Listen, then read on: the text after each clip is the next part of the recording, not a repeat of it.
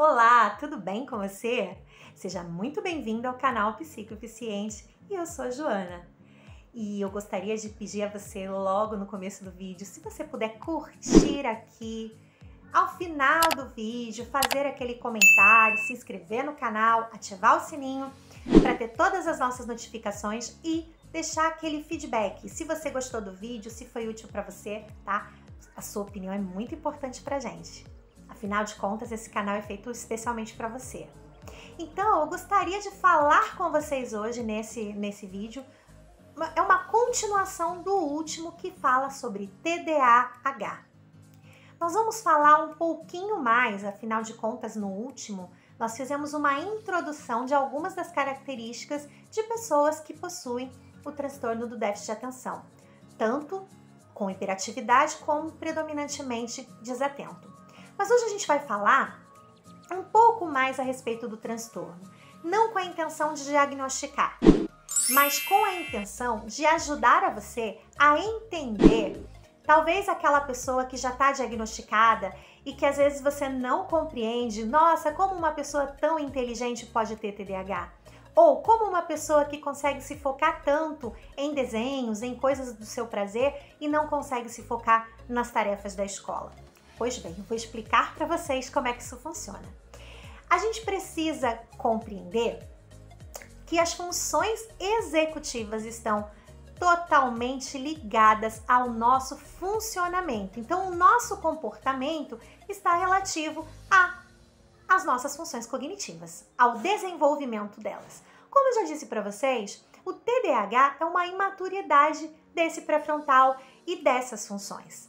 E é por isso que você fala 50 mil vezes para o seu filho, para ele desligar o videogame, para ele fazer atividade, para ele não esquecer de colocar o tênis no lugar certo, para ele não esquecer de fazer coisas simples, coisas que você já falou 1000 vezes, você fala desde quando ele era pequeno, vai escovar o dente, menino, tomou banho direito? Mas por quê que, apesar de você ter falado 50 vezes, ele não consegue prestar atenção e no final das contas ele não faz o que você pediu?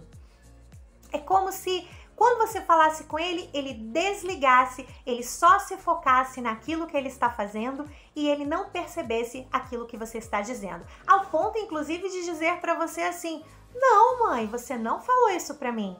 Então, as funções executivas, uma delas que é muito importante é a atenção. A atenção, ela funciona como um filtro, dizendo para você em que você deve focar. Ou seja, você está num ambiente assistindo televisão e ao mesmo tempo toca o interfone, o cachorro late, sua mãe te chama, você lembra de alguma coisa e a sua barriga ronca. Você está com fome. Pois bem, você tem um monte de estímulos ao mesmo tempo, só que o seu cérebro mostra para você que naquele momento você precisa prestar atenção ao filme.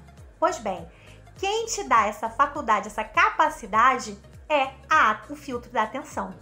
É quando você consegue discriminar para onde vai a sua atenção e é como se você abaixasse o barulho de todas as outras, o clamor de todas as outras, os outros estímulos, para que você conseguisse focar naquilo que você está fazendo. Pois bem, a pessoa com TDAH, ela não consegue realizar dessa forma. Ela muitas vezes, ela se hiperfoca, realmente desliga tudo, e esse mecanismo acontece, se dá muito através do prazer. É por isso que parece que ele está surdo. Você chama e ele não te atende.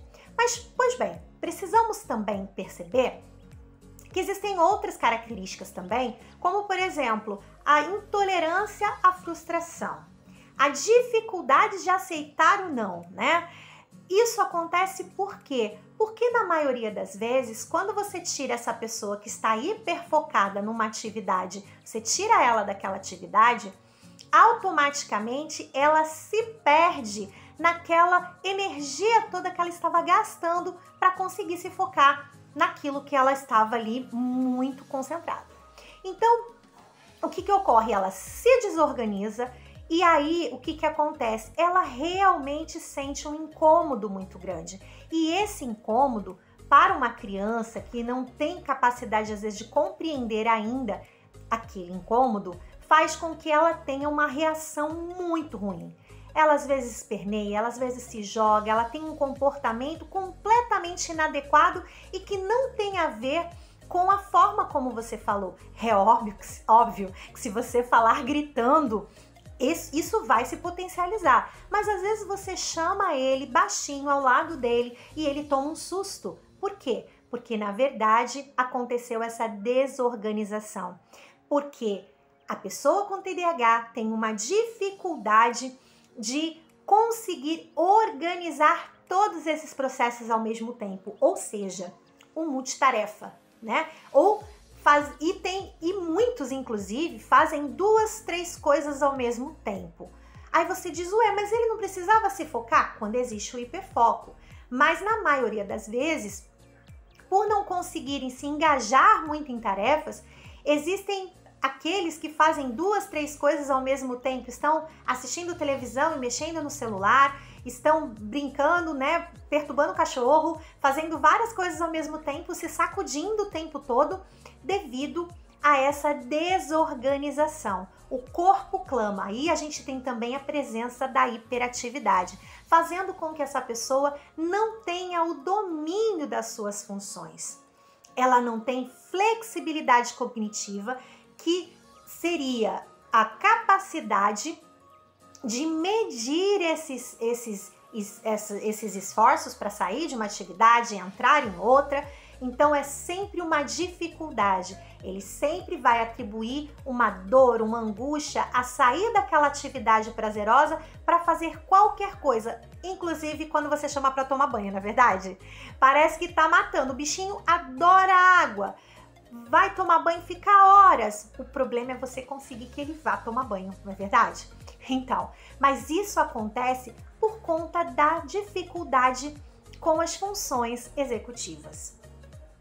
Não é apenas o comportamento desatento que muitos procuram no déficit de atenção. Ah, mas o nome não é déficit de atenção? Então ele não tem déficit de atenção no sentido de que ele não consiga prestar atenção em nada. Não é isso. É que é uma desorganização no processo de escolhas, no processo de sair de uma atividade e iniciar outra atividade. Então, tudo isso é direcionado através das nossas funções executivas. Então, por isso que muitas pessoas têm uma dificuldade, e essa dificuldade ela se caracteriza melhor na infância e na adolescência. Quando a pessoa chega na vida adulta, a apresentação ela melhora. Por quê? Porque essa pessoa já foi treinada, essa pessoa já adquiriu novas habilidades, inclusive algumas já alcançaram ferramentas para conseguir lidar com esse processo de desatenção. Já fizeram associações, já criaram macetes. Então são pessoas que, devido a ter essa dificuldade, ao longo da vida, elas foram se acostumando a criar outras ferramentas para lidar com a situação. Pois bem, nós queremos falar também para você depois a respeito do CID, o CID-11, que é a classificação internacional das doenças e que nos ajuda a entender qual é o tipo de déficit de atenção que essa pessoa apresenta, o que facilitará no processo de atendimento, no processo terapêutico, inclusive para o caso dessa pessoa precisar de medicação. No próximo vídeo nós vamos falar um pouco melhor sobre esse assunto, mas é importante que você saiba que o déficit de atenção ele tem várias apresentações. Além do mais, existem outras comorbidades que podem estar junto, que mudam completamente a apresentação dele como um todo. Então é por isso que nós precisamos de mais alguns vídeos para falar melhor sobre o assunto de uma forma que fique claro para você o que vem a ser o TDAH. Mais uma vez dizendo, não temos a intenção de diagnosticar ninguém aqui, mas de direcionar você e de fazer você entender os processos que pode estar acontecendo com o seu filho ou até mesmo com você.